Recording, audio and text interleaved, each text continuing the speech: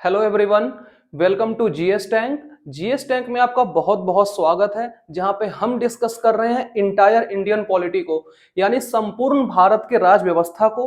और कल हमने पढ़ा था मंत्री परिषद यानी काउंसिल्स ऑफ मिनिस्टर्स के बारे में। तो उसमें मैंने पूरा इंट्रोडक्शन के साथ और आर्टिकल्स को कवर किया था। ठीक है, अगर आपने उस वीडियो को अभी तक नहीं देखा है तो आप जाकर प्लेलिस्ट में उस वीडियो को देख सकते हैं। तो आज उसी के आगे बात करेंगे, जो कि है प्रधानमंत्री, और वो होते हैं काउंसिल ऑफ मिनिस्टर्स के चेयरमैन, यानी कि मंत्री परिषद के अध्यक्ष या प्रमुख उनको बोला जाता है। ठीक है, तो आइए वीडियो को स्टार्ट करते हैं और देखते हैं प्रधानमंत्री के बारे में। तो प्रधानमंत्री होता है इसका हिंदी प्राइम मिनिस्टर। ठीक है, और अगर देखा जाए तो ये संविधान के किस आर्टिकल में है, तो ये आता है आर्टिकल 74 75 में। ठीक है, अब 74 खैर बिलोंग करता है काउंसिल्स ऑफ मिनिस्टर से, और प्रधानमंत्री जो होते हैं वो काउंसिल्स ऑफ मिनिस्टर के हेड होते हैं, चेयरमैन होते हैं, इसलिए इनको 74 और 75 दोनों में रखा गया है। और वहीं पार्ट की बात करें तो पार्ट 5 ही चल रहा है। ठीक है, यहां तक क्लियर है। इसके आगे आते हैं। इसके आगे कहता है प्रधानमंत्री भारत सरकार का प्रमुख होता है। तो जो भारत सरकार यानी इंडियन गवर्नमेंट है उसका हेड कौन होता है, तो उसका हेड होता है पीएम यानी प्रधानमंत्री। ठीक है, और इसमें यह भी कहा है कि यह कार्यपालिका का वास्तविक प्रमुख होता है। और ये मैंने कई बार आपको बता रखा है कि जो प्राइम मिनिस्टर होता है वो रियल हेड ऑफ एग्जीक्यूटिव, कार्यपालिका का वास्तविक प्रमुख होता है। और वही अगर बात करते हैं नॉमिनल हेड का, यानी कि औपचारिक बोले या फिर नाम मात्र का हेड, तो वो कौन होता है, वो होते हैं राष्ट्रपति। ठीक है, और कल में हमने ये भी बताया था कल कि जो कार्यपालिका का वास्तविक प्रमुख है उसके तहत प्रधानमंत्री के पास इतना पावर होता है कि वो रोड चलते लोगों को भी मंत्री बना सकता है, इतना वो शक्ति होल्ड करता है प्रधानमंत्री। ठीक है, अगला अगला बात करते हैं शपथ का। तो शपथ इनको कौन दिलाता है, तो इनको शपथ दिलाते हैं भारत के राष्ट्रपति। ठीक है, क्लियर है। अगला है त्याग पत्र। अगर पीएम है तो रिजाइन करना चाहते हैं, ठीक है, तो रिजिग्नेशन किसको देंगे, वो अपना त्याग पत्र किसको देंगे, तो वो त्याग पत्र देंगे राष्ट्रपति को। ठीक है, अब बात करते हैं कि अगर पीएम त्याग पत्र देते हैं तो इससे क्या क्या इफेक्ट आ सकता है, क्या क्या प्रभाव आ सकता है। तो सिंपल बात यह है कि अगर पीएम रिजाइन करते हैं या फिर पीएम का डेथ हो जाता है तो जो काउंसिल्स ऑफ मिनिस्टर्स है, मतलब मंत्री परिषद जो है वो भंग हो जाता है, वो डिसॉल्व हो जाता है। कब तक, अनटिल अनलेस न्यू पीएम ना आए, फिर नया पीएम आएंगे, फिर मंत्री परिषद का गठन होगा। क्लियर है बात। मतलब अगर पीएम रिजाइन करते हैं या फिर उनका डेथ होता है तो मंत्री परिषद जो है सो भंग हो जाता है, वो डिसॉल्व हो जाता है। ठीक है, तो अगर बात करते हैं वहीं पर, अगर मरने की बात करते हैं कि आज तक ऐसे कितने प्रधानमंत्री रहे हैं जो कि इन ऑफिस उनका डेथ हुआ है, यानी कि पद पे रहते हुए वो मरे हैं। तो ऐसे 3 प्रधानमंत्री थे, 3 प्रधानमंत्री जो कि पोस्ट पे रहते हुए मरे हैं। पहला थे पंडित जवाहरलाल नेहरू, जेएल नेहरू। दूसरा थे लाल बहादुर शास्त्री, लाल बहादुर शास्त्री। और तीसरा थे इंदिरा गांधी। ठीक है, तो ये तीनों ऐसे प्रधानमंत्री थे जिनका इन ऑफिस डेथ हुआ था। पंडित जवाहरलाल नेहरू मरे थे कब, 27 मई 1964 को। लाल बहादुर शास्त्री कब मरे थे, 11 जनवरी 1966 को। और इंदिरा गांधी कब मरी थी, 31 अक्टूबर 1984 को। ठीक है, तो ये हो गया डेथ से रिलेटेड बात। ठीक है, अगला बात करते हैं इनके कार्यकाल का।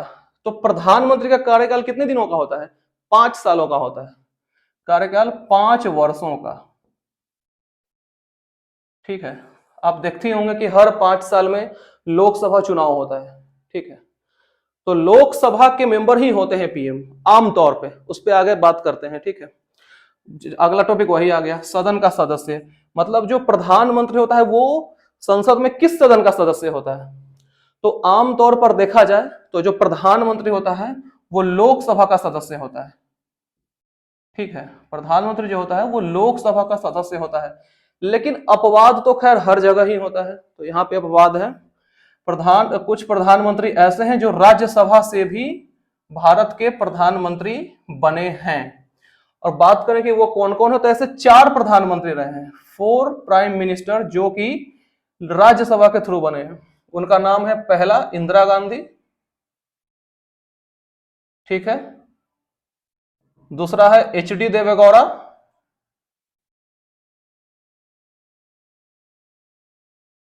तीसरा है इंद्र कुमार गुजराल यानी आई.के. गुजराल, और चौथा है डॉक्टर मनमोहन सिंह।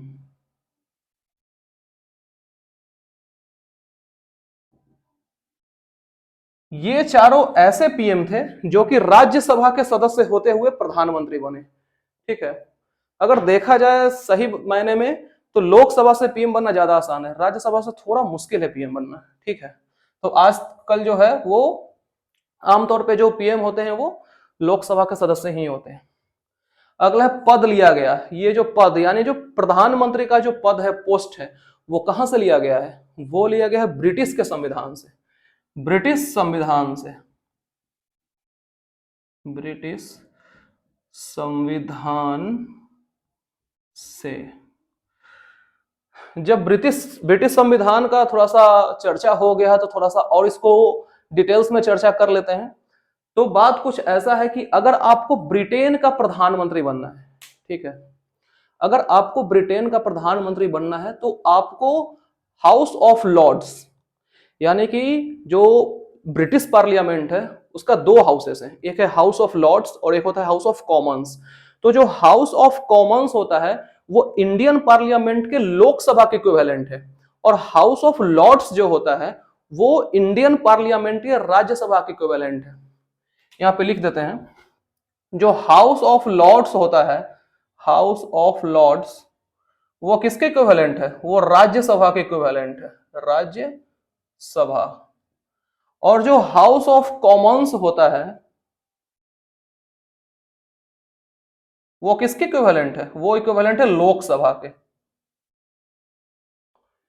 ये है ब्रिटिश पार्लियामेंट का कॉन्टेक्स्ट और ये है इंडियन पार्लियामेंट का कॉन्टेक्स्ट। क्लियर है? इसलिए जो है सो मैंने पहले आपको पढ़ाया भी है कि जो पार्लियामेंट्री सिस्टम यानी कि जो पार्लियामेंट का प्रणाली है, संसदीय प्रणाली है, वो कहां से ली गई है? वो ब्रिटिश के संविधान से ही ली गई है। और हाँ, अगर आपको ब्रिटेन का पीएम बनना है तो आपको हाउस ऑफ लॉर्ड्स के मेंबर होने चाहिए, जैसे अभी ऋषि सुनक हैं, तो ऋषि सुनक जो है वो हाउस ऑफ लॉर्ड्स के मेंबर हैं। ठीक है यहां तक पॉइंट? चलिए इसके आगे आते हैं। इसके आगे कहता है कि भारत सरकार की सारी नीतियों का घोषणा प्रधानमंत्री करते हैं। मतलब जो भी इंडियन गवर्नमेंट पॉलिसीज लाएंगे, कोई भी नीति अगर लाती है तो उसका जो घोषणा है वो कौन करेगा? वो पीएम ही करेंगे। इसलिए तो कहते हैं कि अगर कोई अच्छा काम होता है देश में, जैसे नीति आया, कुछ भी स्कीम आया, तो अच्छा काम होगा तो वाहवाही भी कौन सुनेगा? पीएम ही सुनेगा। अगर कोई खराब काम होता है, कोई गलती काम होता है, तो फिर लात गाली भी कौन सुनेगा? पीएम ही सुनेगा। ठीक है, क्लियर है पॉइंट? अगला है कि भारत के सेनाओं के राजनीतिक प्रमुख प्रधानमंत्री होते हैं। पहले हमने बताया था कि जो तीनों सेनाओं के जो कमांडर इन चीफ होते हैं वो राष्ट्रपति होते हैं, लेकिन उसके जो राजनीतिक प्रमुख यानी कि जो पॉलिटिकल हेड हैं वो कौन होते हैं? वो प्रधानमंत्री होते हैं। क्लियर है पॉइंट? अगला, नीति आयोग, राष्ट्रीय विकास परिषद, राष्ट्रीय एकता परिषद, अंतरराज्यीय परिषद, ये सब तरह का जो ऑर्गेनाइजेशन यानी संगठन है उसके बैठक की अध्यक्षता कौन करते हैं? पीएम करते हैं। अगर आपको पता हो तो नीति आयोग किसके जगह पे आया है? नीति आयोग आया है योजना आयोग के जगह पे, जिसको इंग्लिश में बोलते हैं प्लानिंग कमीशन।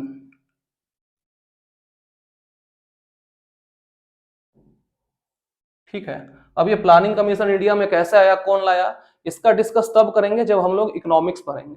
ठीक है, अभी उसका डिस्कस नहीं करेंगे कैसे आया, ये क्या काम करता है। देखा जाए तो नीति आयोग से अगर सही मायने में बता दें, शॉर्ट एंड सिंपल वे में, तो नीति आयोग से लाख क्या करोड़ गुना बेटर था योजना आयोग। ठीक है, अभी आप इतना ही जानिए, जब उसका डिटेल्स पढ़ेंगे तो आपको खुद पता चल जाएगा कि कौन अच्छा है, नीति आयोग अच्छा है या योजना आयोग अच्छा था। ठीक है, उसके बाद राष्ट्रीय विकास परिषद मतलब नेशनल डेवलपमेंट काउंसिल, राष्ट्रीय Ekta Parishad national integrity council, अंतरराज्यीय परिषद इंटर स्टेट काउंसिल, ये सब तरह के जितने भी संगठन यानी ऑर्गेनाइजेशंस हैं उसके अध्यक्ष था यानी कि चेयरमैनशिप कौन करता है? प्रधानमंत्री करते हैं। क्लियर है पॉइंट? तो ये कुछ तथ्य यानी कुछ पॉइंट्स हैं प्रधानमंत्री के बारे में जो कि एज अ परिचय यानी एज अ इंट्रोडक्शन मैंने आपको बताया है। तो आपको एक बार इसको स्क्रीनशॉट ले लेना है, स्क्रीनशॉट ले लीजिए या फिर नोट डाउन कर लीजिए। फिर आते हैं कि कौन कौन प्रधानमंत्री हमारे देश में रहे हैं, उनसे रिलेटेड कुछ फैक्ट्स के बारे में, तो इसको नोट डाउन कर लीजिए। आगे देखते हैं प्राइम मिनिस्टर्स ऑफ इंडिया, मतलब भारत में कौन कौन प्रधानमंत्री रहे हैं। तो भारत में अब तक कम टोटल 16 प्रधानमंत्री रह चुके हैं, ठीक है। तो आइए एक एक के बारे में डिस्कस करते हैं। पहले थे पंडित जवाहरलाल नेहरू, जिनका टेन्योर था 1947 से लेके 1964 तक। अगर एग्जैक्ट डेट आपको जानना है तो वो थे 15 अगस्त 1947 से 27 मई 1964 तक। क्लियर है। दूसरा थे लाल बहादुर शास्त्री 1964 से लेके 1966 तक। और थोड़ा देर पहले मैंने आपको बताया था कि जवाहरलाल नेहरू, लाल बहादुर शास्त्री, इनका जो है सो इन ऑफिस डेथ हो गया था, ठीक है। तो ऐसा तो हुआ होगा कि अगर इन ऑफिस डेथ हुआ होगा तो कोई तो एक्टिंग प्राइम मिनिस्टर सर्व किया होगा, यानी कि कार्यवाहक प्रधानमंत्री। तो वो सर्व किसने किया था? वो सर्व किया था गुलजारी लाल नंदा ने, ठीक है, गुलजारी लाल नंदा। मतलब नेहरू के डेथ के बाद और लाल बहादुर शास्त्री जी दोनों के डेथ के बाद, मतलब कि पहले इनका डेथ हुआ, फिर ये सर्व किया एज एक्टिंग पीएम, फिर इनका डेथ हुआ, फिर ये सर्व किया as acting PM. Clear point. इसके बाद बनी है इंदिरा गांधी, जो कि 2 टेन्योर के लिए बनी है। पहला था इनका 1966 से 1977 तक, और दूसरा था 1980 से लेकर 1984 तक। और कभी कभी इसमें यह क्वेश्चन पूछा जाता है कि लाल बहादुर शास्त्री के कैबिनेट में इंदिरा गांधी कौन से मिनिस्ट्री पे थी, ठीक है। तो इंदिरा गांधी थी minister of information and broadcasting, मतलब सूचना एवं प्रसार मंत्री थी। कौन? इंदिरा गांधी। किनके कैबिनेट में? लाल बहादुर शास्त्री के कैबिनेट में। क्लियर है। उनके बाद थे मोरारजी देसाई, जिनका शासनकाल था, शासनकाल बोले या फिर कार्यकाल बोले, कि 1977 से लेके 1979 तक, ठीक है। मतलब इनका जो कार्यकाल था वो 2 वर्षों का ही था, और ये पहले नन कांग्रेस प्रधानमंत्री बने हैं, समझे, नन कांग्रेस प्रधानमंत्री ये बने थे पहले। कौन? मोरारजी देसाई, ठीक है। इसके बाद आए कौन? चौधरी चरण सिंह, ठीक है, जिनका कार्यकाल था 1979 से लेके 1980, यानी कि 1 साल का ही इनका कार्यकाल था, ठीक है। इनके बाद थी फिर आई इंदिरा गांधी, मतलब 77 के बाद फिर इनका आया, फिर 80 तक, और फिर 80 से 84 तक इनका कार्यकाल था, और फिर 31 अक्टूबर 1984 को इनकी गोली मारकर हत्या कर दी गई थी, ठीक है। इनके बाद बनते हैं इन्हीं के बेटे राजीव गांधी, जो कि थे 1984 से 1989 तक, और ये सबसे कम उम्र के पीएम थे, सबसे कम उम्र के प्रधानमंत्री, ठीक है। राजीव गांधी के बाद कौन बने? वीपी सिंह। वीपी सिंह विश्वनाथ प्रताप सिंह, जो कि बने 1989 से लेके 1990 तक। अब ये आपके मन में हो रहा होगा कि ये 1 साल के लिए ही बने थे। तो इनका जो सरकार गिरा था वीपी सिंह का, वो अविश्वास मत पारित होने के कारण गिरा था। तो अब आप सोच रहे होंगे कि ये नया टर्म आपको सुनने को मिल रहा है, अविश्वास मत। तो सुन लीजिए क्या होता है अविश्वास मत। अविश्वास मत जो होता है, अविश्वास मत मतलब no confidence motion, no confidence motion, ठीक है। अब ये बेसिकली होता क्या है? तो जो नो कॉन्फिडेंस मोशन जो है सो लोकसभा में लाया जाता है, ठीक है। नो कॉन्फिडेंस मोशन लोकसभा में लाया जाता है, और ये विपक्षी पार्टियों द्वारा लाया गया जाता है, मतलब जो अपोजिशन पार्टी होते हैं वो लाते हैं नो कॉन्फिडेंस मोशन। और इसमें होता क्या है कि अगर मतदान के समय, मतलब जब वोटिंग हो रहा हो, और उस समय अगर अविश्वास मत अगर साधारण बहुमत से पारित कर दिया जाए, एक बार फिर से बोल रहे हैं, अगर मतदान के दौरान अविश्वास मत साधारण बहुमत से पारित कर दिया जाए तो सरकार गिर जाती है, ठीक है। और वही हुआ था वीपी सिंह के साथ कि अविश्वास मत पारित हो गया था और उनकी सरकार गिर गई थी। इसके बारे में एक इंटरेस्टिंग फैक्ट यह है कि सबसे पहले नो कॉन्फिडेंस मोशन किसके लिए लाया गया था? तो वो लाया गया था जवाहरलाल नेहरू के अगेंस्ट, मतलब उनके विरुद्ध लाया गया था। कब? 1963 में, ठीक है। इनके बाद बने कौन? चंद्रशेखर। जिनका था कब से कब तक टेन्योर, 1990 से 1991 तक। इनके बाद बने पीवी नरसिम्हा राव, 1991 से लेकर 1996 तक, जिनके अंदर बहुत काम हुआ, जैसे पंचायती राज को कॉन्स्टिट्यूशनल स्टेटस मिला, म्युनिसिपैलिटी को कॉन्स्टिट्यूशनल स्टेटस मिला, वो सब किनके शासन में मिला था, मतलब किसके कार्यकाल में मिला था, पीवी नरसिम्हा राव में। ठीक है, इनके बाद बनते हैं अटल बिहारी वाजपेयी, और ये जब बने थे पहली बार 1996 में, तो मात्र 13 दिन के लिए बने थे ये। ठीक है, ओनली 13 डेज। ठीक है, इनके बाद बने थे एच डी देवेगौड़ा जो कि 96-97 में थे, और इसके बाद बने थे आई के गुजराल जो कि 97-98 में थे। और मैंने थोड़ी देर पहले बताया था कि ये जो दोनों थे ये राज्यसभा के मेंबर थे। ठीक है, और ऐसा देश में हुआ था कि पहली बार ऐसा हुआ था कि 2 साल के अंदर 3 पीएम चेंज हुए थे। 96 से लेकर 98 के बीच 3 पीएम चेंज हुए थे भारत में। ठीक है, और आई के गुजराल, इंद्र कुमार गुजराल के बाद फिर कौन बन गए, अटल बिहारी वाजपेयी फिर दोबारा बन गए। ठीक है, जो उनका कब से कब तक, 98 से लेके 2002 तक। ठीक है, अब इसके बाद बनते हैं कौन, डॉक्टर मनमोहन सिंह, जो 2 टेन्योर सर्व किए हैं। ठीक है, 2002 से 2014 तक, मतलब 2 टेन्योर से थोड़ा सा ज्यादा ही सर्व किए हैं। 2002 से 2014 तक ये सर्व किए हैं, और ये एकमात्र ऐसे प्रधानमंत्री थे, पहली बात ये तो राज्यसभा के मेंबर थे, और ये एकमात्र ऐसे प्रधानमंत्री थे जो आरबीआई के गवर्नर रह चुके हैं, जो कि भारतीय रिजर्व बैंक के गवर्नर रह चुके हैं। वैसे ये एकमात्र प्राइम मिनिस्टर थे, और ये वो फाइनेंस मिनिस्टर भी रह चुके हैं। मैंने आपको कुछ दिन पहले क्लास में बताया था कि 1991 से 1992 का जो समय था, जिस समय देश के पास पैसा नहीं था, उस समय doctor Manmohan Singh finance minister थे, और पीवी नरसिम्हा राव ने इनको पूरा पावर दिया था कि आप किसी भी तरह से देश को बचाइए। और फिर इन्होंने 3 टर्म इंट्रोड्यूस किया था, एलपीजी। खैर ये ज्यादा डेप्थ में हम लोग जा रहे हैं, लिबरलाइजेशन, प्राइवेटाइजेशन, ग्लोबलाइजेशन, इसके बारे में हम लोग पढ़ेंगे इकोनॉमिक्स में, अभी बस ऐसे ही बता दिए हैं। तो वो थे कौन, मनमोहन सिंह, जो पूरा कंट्री को बचाए थे 1991-92 के समय में, फाइनेंशियल इमरजेंसी से, वित्तीय आपातकाल से बचाए थे। ठीक है, तो ये कब से कब तक बने थे, 2002 से 2014 तक। और आखिरी जो अभी हैं कौन है, वो नरेंद्र मोदी, जो कि सेकंड टेन्योर अपना सर्व कर रहे हैं। ठीक है, तो अभी कौन है, 16वां है। तो इस हिसाब से देखा जाए तो अभी जो है 16वां प्रधानमंत्री हैं। ठीक है, तो ये रहा पूरा प्रधानमंत्री के बारे में। तो इस तरह हमारा पूरा चैप्टर जो है प्रधानमंत्री का वो कंप्लीट हो गया है। मतलब मैंने एक एक चीज को कवर करने की कोशिश की है। ठीक है, फिर भी अगर आपको कोई अगर ऐसा लगता है तो कमेंट करके मुझे बताइए। अगर कोई भी प्रॉब्लम है इस टॉपिक से रिलेटेड, प्रधानमंत्री से रिलेटेड, तो आप मुझे कमेंट करके जरूर बताइए। और आपको ये वीडियो आज का कैसा लगा ये भी मुझे आप जरूर बताइए। ठीक है, तो फिलहाल इस वीडियो में इतना ही। देखने के लिए आपका बहुत बहुत धन्यवाद। अगर आपने इस वीडियो को अभी तक लाइक नहीं किया है, शेयर नहीं किया है, सब्सक्राइब नहीं किया है, तो लाइक भी कर दीजिए, शेयर भी कर दीजिए, और चैनल को सब्सक्राइब भी कर लीजिए। ठीक है, और फिर कल मिलते हैं एक नए टॉपिक के साथ। ठीक है, जो कि है अटॉर्नी जनरल ऑफ इंडिया, महान्यायवादी।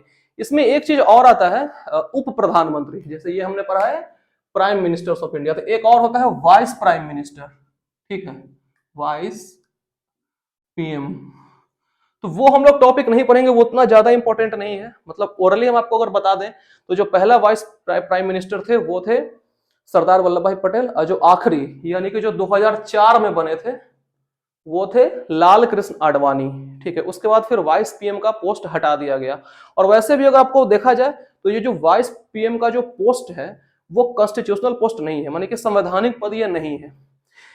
मतलब मेजर काम अगर देखा जाए क्या था वाइस पीएम का, तो अगर पीएम अब्सेंट है, आई मीन एक पीएम किसी चीज में बिजी है, अब्सेंट है, अगर वो नहीं काम कर रहा है उस समय, तो बस इनका यही काम था कि उस काम को संभालने का।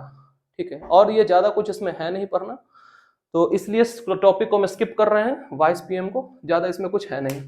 तो कल हम स्टार्ट करेंगे अटॉर्नी जनरल ऑफ इंडिया, महान्यायवादी को। ठीक है, तो इसको नोट डाउन या स्क्रीनशॉट ले लीजिए, फिर मिलते हैं कल। तब तक के लिए bye bye, thank you so much.